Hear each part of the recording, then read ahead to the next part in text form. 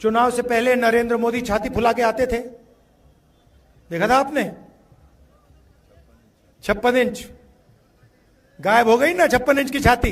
तो आजकल सरकार ऑपोजिशन चला रही है, सच्चाई है। जो भी हम चाहते हैं हम करवा देंगे, और हम स्टेटहुड चाहते हैं, जम्मू कश्मीर का स्टेटहुड हम करा देंगे। और मैंने पार्लियामेंट में कहा, डरने की कोई जरूरत नहीं है, कोई जरूरत नहीं है। ये खोखले हैं, इनमें कोई दम नहीं है, डरपोक है ये। तो सुन लिया आपने। अब आप इसे बड़बोलापन भी कह सकते हैं, ओवर कॉन्फिडेंस भी कह सकते हैं, या ये भी कह सकते हैं कि आजकल बदलती राजनीति का ये रूप है। ये राहुल गांधी है, जिन्हें कल तक पप्पू कहा जाता था, न जाने क्या क्या कहा जाता था, उतना तो पता भी नहीं है, इतने नए नए नाम से संबोधित किया जाता था। अब राहुल गांधी ये कह रहे हैं कि हमने 56 इंच के सीने की हवा निकाल दी है। सरकार भले ये चला रहे हैं, देखने में ऐसा लगता है, लेकिन सरकार तो विपक्ष चला रही है। कल तक राहुल गांधी ये कहा करते थे कि हम जो चाहें वो बुलवा सकते हैं, और आज राहुल गांधी ये कह रहे हैं कि मैं मोदी से जो चाहूं वो करवा सकता हूं। ये खूबा है, इस तरीके की बात राहुल गांधी कहते नजर आए। राहुल गांधी ने कहा कि जो अपने आप को बहुत बड़ा नेता समझा करते थे, छाती फुला कर आया करते थे, 56 इंच का सीना, उनके छाती की हवा निकल गई है। 56 इंच का सीना जो है वो अब पिचक गया है, अब उसमें वो दम नहीं रहा, इनका कॉन्फिडेंस कम हो गया है। इंडिया गठबंधन ने एनडीए का कॉन्फिडेंस कम कर दिया है, यहां तक कि मोदी का नाम लेकर कहते हैं कि मोदी में अब वो बात नहीं रही। मोदी अब पहले सीना तान कर आते थे, अब सिर झुका कर आते हैं। आप तो दूर से देखते हैं ना, इसलिए आपको पता नहीं चलता है। मैं पास से देखता हूं, इसलिए मैं उनके ओवर कम कॉन्फिडेंस को देख पा रहा हूं। मैं देख पा रहा हूं कि उनका कॉन्फिडेंस कितना लूज हो रहा है, वो अब कितना घबराने लगे हैं। आप डरिए मत, ये आपको डराते हैं, आपको डराते हैं, आपको लड़ाते हैं, आपको भिड़ाते हैं, लेकिन आप समझिए कि आपको डरने की जरूरत नहीं है। ये खुद ही डरे हुए हैं, ये खुद ही घबराए हुए हैं, इनमें अब वो बात नहीं रही। और ये जो कहते हैं वो अब ये कर नहीं सकते। क्यों? क्योंकि अब देश में एक मजबूत विपक्ष है, और ये विपक्ष इतना मजबूत है कि इससे खुद एनडीए घबराई रहती है, इससे खुद मोदी घबराए रहते हैं। अब ये बोलने वाली बात नहीं है मोदी को, ये कुछ राहुल गांधी ने खुले मन से कहा है। अब हैरानी हो रही थी कि कल तक कहा जाता था कि राहुल गांधी वो शख्स हैं जिनको बोलने नहीं आता है ठीक से, वो एक शब्द ठीक से नहीं बोल पाते, लड़खड़ा जाते हैं। क्या हो गया है भाई? 2024 में आखिर ऐसा क्या हो गया है राहुल गांधी को कि जिन्हें कल तक ये कहा जाता था कि वो ठीक से बोल नहीं पाते हैं, लड़खड़ाते हैं, अब वो सीधे सीधे चैलेंज दे रहे हैं और ये कह रहे हैं कि हम जो चाहें वो करा सकते हैं। और जम्मू कश्मीर में वो खड़े थे तो जम्मू कश्मीर वासियों से ये कह रहे थे कि सुनिए और देखिए, अगर ये आपको जो है वो आपका अधिकार नहीं दिलाते हैं तो हम सरकार बदल देंगे, और जब हमारी सरकार आएगी तो हम आपको आपका अधिकार दिलाएंगे। वो जम्मू कश्मीर के साथ हो रहे वो तमाम चीज़ों पर बात करते हैं, कहते हैं जम्मू कश्मीर एक राजनीतिक मुद्दा बना हुआ है और आपका इस्तेमाल किया जा रहा है। इस तरीके की चीज़ें बोल बोल कर राहुल गांधी बहुत कुछ बोल जाते हैं, और बोलते बोलते जब राहुल गांधी पे बोलने लगते हैं तो उनके चेहरे पर एक अलग तरीके का तेज नज़र आता है, ये कह सकते हैं कि कॉन्फिडेंस नज़र आता है। तो राहुल गांधी ने जो कुछ भी कहा है उसमें ये बताया है कि पूरे एनडीए गठबंधन का कॉन्फिडेंस जो है वो हिला हुआ है, मोदी का कॉन्फिडेंस हिला हुआ है। मोदी जो है वो अब घबराए हुए हैं, पूरे खोखले से हो गए हैं। बस दिखते आपको ऊपर से कड़क से होंगे, सख्त से होंगे, पर अंदर अंदर पूरा पिघल गए हैं। मतलब कोई मतलब ही नहीं बचा है।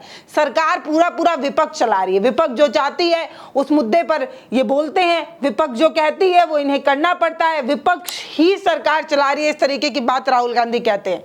अब ऐसे ही नहीं बोल रहे होंगे ना, कुछ तो हुआ होगा, कुछ तो बदला होगा, तभी राहुल गांधी ने यह बात कही। तो आइए ये हम बताते हैं कि सरकार भले मोदी की हो पर चला राहुल रहे हैं, ऐसा वो क्यों कह रहे हैं। चुनाव से पहले नरेंद्र मोदी छाती फुला के आते थे, देखा था आपने? 56 इंच गायब हो गई ना, 56 इंच की छाती। इंडिया गठबंधन ने हिंदुस्तान के प्राइम मिनिस्टर की कॉन्फिडेंस उड़ा दी, बिल्कुल उड़ा दी। वो आपको तो दूर से दिखते हैं ना, मैं तो पार्लियामेंट में उनके सामने बैठता हूं तो मुझे तो डायरेक्ट दिखता है हो क्या रहा है। बिल्कुल पूरी की पूरी कॉन्फिडेंस खत्म हो गई। जो पहले नरेंद्र मोदी थे 56 इंच छाती वाले, वो हैं नहीं, खत्म हो गए वो। उनकी कॉन्फिडेंस गई। आज मैं आपको बताता हूं, जो ऑपोजिशन चाहता है वो इनकी सरकार करती है। दम नहीं रहा इनमें। लैटरल एंट्री की बात की इन्होंने, कहते हैं कि भैया सरकार में हम साइड से लोगों को लाएंगे। हमने कहा कैसे लाओगे? अमीर लोगों को कैसे लाओगे? गरीबों को आप आने नहीं देते हो, कमजोर लोगों को आप आने नहीं देते हो, ऊपर से आप लैटरल एंट्री करोगे। हम देखेंगे कैसे करोगे। 3 दिन में कहते हैं ठीक है भैया नहीं करेंगे। तो आजकल सरकार ऑपोजिशन चला रही है, सच्चाई है। जो भी हम चाहते हैं हम करवा देंगे, और हम स्टेटहुड चाहते हैं, जम्मू कश्मीर का स्टेटहुड हम करा देंगे। और मैंने पार्लियामेंट में कहा डरने की कोई जरूरत नहीं है, कोई जरूरत नहीं है। ये खोखले हैं, इनमें कोई दम नहीं है, डरपोक है ये। तो हम कुछ 2-4 मसले बताते हैं जिस पर हम आपको बताते हैं कि कैसे राहुल गांधी ने पूरा एनडीए को कमजोर किया है और पूरा मजबूर किया है कि जो मांग इंडिया गठबंधन की तरफ से की जा रही है, राहुल गांधी की तरफ से की जा रही है, वो मांग वो माने और वो काम वो करें। तो हम बात कर रहे हैं लोकसभा चुनाव की।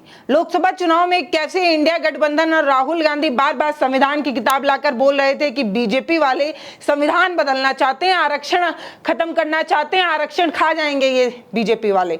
इस तरीके की चीजें कह कर कहीं ना कहीं जो पिछड़ा समाज था उसको अपने साथ ले आए, और उसका भारी नुकसान बीजेपी को देखने को मिला इस लोकसभा चुनाव में। और इस चुनाव में इस तरीके के नुकसान के बाद आपने देखा होगा कि लगातार एक तरीके से संविधान प्रेम अचानक से बीजेपी में जाग गया। अचानक से एनडीए गठबंधन संविधान प्रेमी नजर आने लगा, वो संविधान की किताबें लेकर आने लगा, संविधान की चर्चाएं करने लगा। ऐसे ही नहीं हुआ, ये अचानक नहीं हुआ, ये मजबूर किया राहुल गांधी ने।